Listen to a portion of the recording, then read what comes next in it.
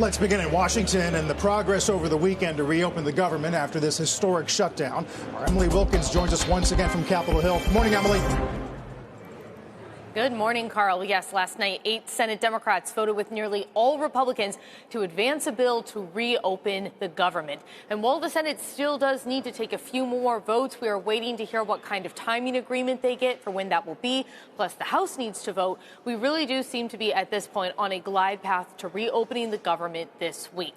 So let's get more into the deal that was struck. So it would fund part of the government that includes agriculture, SNAP, veterans programs for the rest of the 2026 fiscal year. For other programs, it just continues current funding for until January 30th.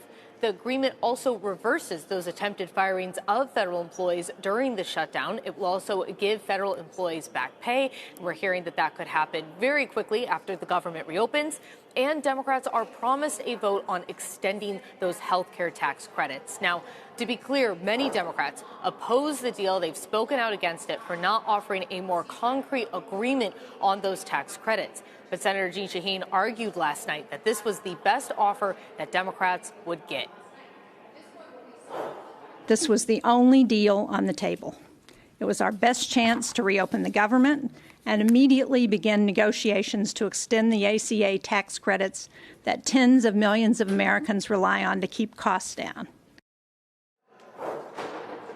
We are waiting, of course, to see exactly what the next steps are going to be and when they are going to occur. We have heard from some sources that the Senate could vote as soon as today. House could come back a little bit later this week. And, of course, now the big question is, are they going to be able to move forward on those Affordable Care Act tax credits? I just spoke with Senator Tim Kaine. He said he's heard from a lot of Republicans who want to find some path forward on those. But, of course, remember, this is Obamacare. And a lot of Republicans, particularly those in the House, do not want to be able to vote on something that's going to continue that in any way, shape, or form. Guys? So we're waiting, what next, Emily, on a full Senate vote, and then the House has to vote?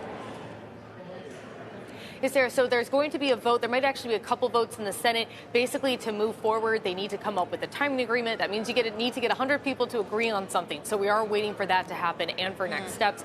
We can say that the Senate is back in, and GOP leadership told House members last night to expect to be in this week. Okay, well, that's good at least. Thank you, Emily Wilkins. Keep us posted in Washington.